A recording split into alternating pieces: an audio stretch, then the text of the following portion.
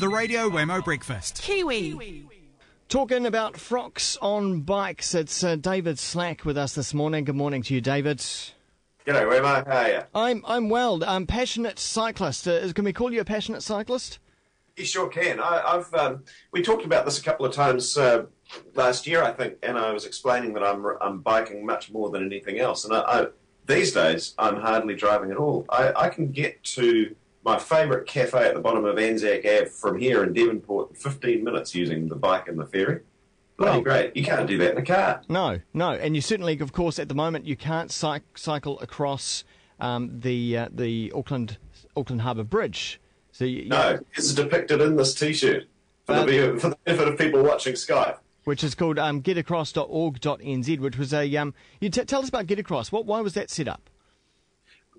For that very reason, wanting to get access on the Harbour Bridge for people on bikes. There is an overhaul happening with the Harbour Bridge right now, and because that was happening, the organisers of this idea proposed that for a little bit more, you could spend some money on making a cycle lane attached to the Harbour Bridge, and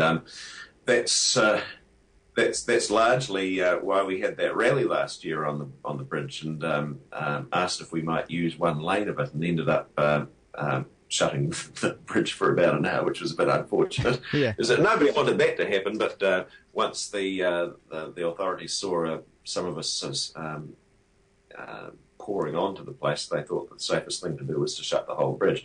We think that they were actually looking for a bit of blowback as well to arouse the ire of every driver in Auckland who was stuck there. And this is the real problem you keep running into when you have debates about cycling in Auckland, that mischief makers try and make it a battle between drivers and cyclists. And it doesn't have to be one. No, there can be room for everybody. And if enough people ride bikes, you're going to take the pressure off those very roads that people are finding frustrating to drive on. So, I mean, cycling for some people does have a bit of an image problem, though, doesn't it? Particularly when it comes to the fashion of cycling.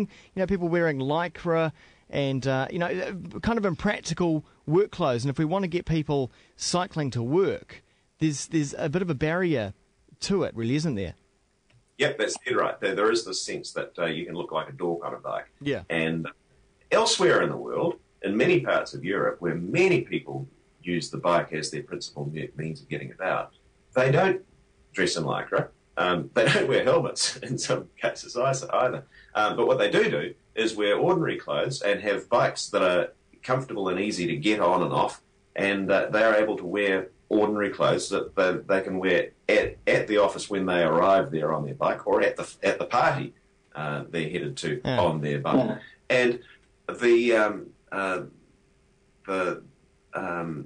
reason we're talking today is because there's a show on Thursday called Cycle Style Auckland, and this has been organised by Frocks on Bikes, which is a group of people, mostly women, who have identified this anxiety that a lot of women have about riding a bike, because they don't want to look stupid, and they don't want to have to get into a whole lot of other clothes, and they don't want to get helmet hair in some cases.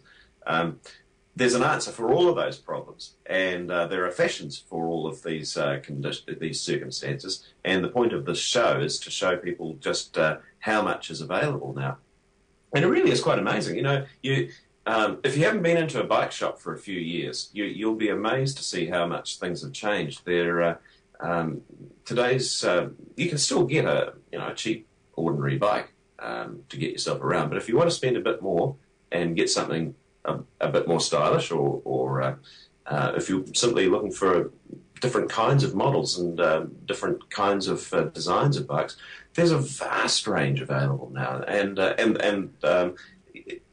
you've got essentially, if you use a car analogy, you've got everything from a Mini Cooper to a Lamborghini.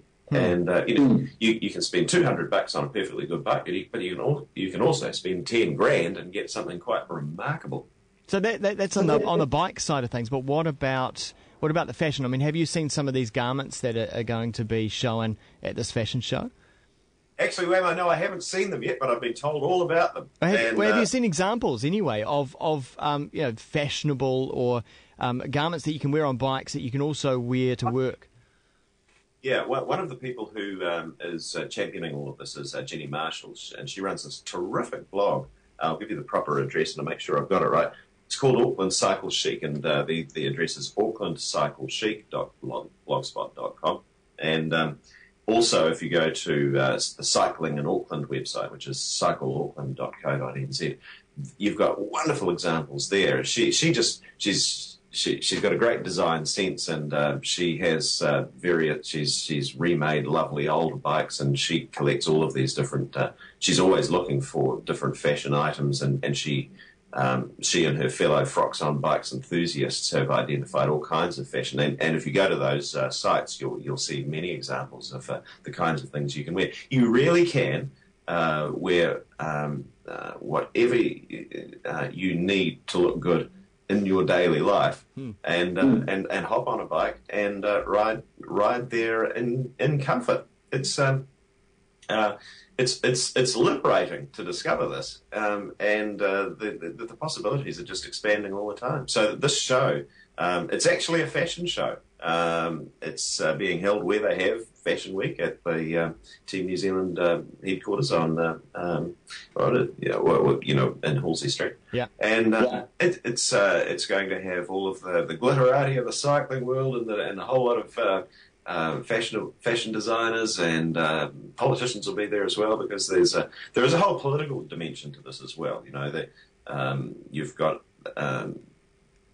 council elections happening later this year, and the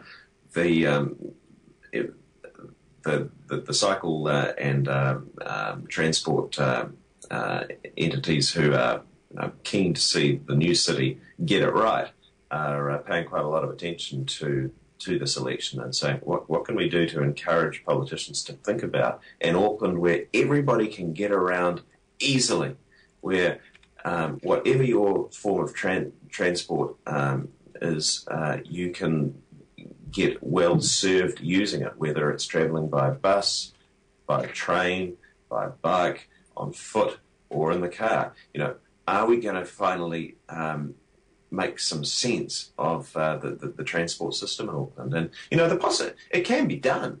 You just have to be a little more bold than we have been so far. So the website, once again, for people who want to know more about Frocks on Bikes and this fashion event coming up. So that's frocksonbikes.org.nz. .org. No. Oh, .org. Yeah. Okay. And those other two sites as well will be good for you. The cyclingauckland.co.nz and aucklandcyclechic.blogspot.com. If you want to go to that show on Thursday, it's free, but you do have to register online beforehand to get yourself a ticket. And I highly recommend it. I'm going to be there, and a lot of people are, and I think it's going to be a lot of fun. Quite a few fashionistas are turning up there too, Wammo. Cool. Oh, excellent. And I wonder if there will be fashion for scooters as well. That's something I'd be quite interested in. Don't think there's going to be room for you tonight. Although I tell you what, you could probably find some fashion that's equally applicable to your scooter riding as it is for bikes. Yeah, exactly.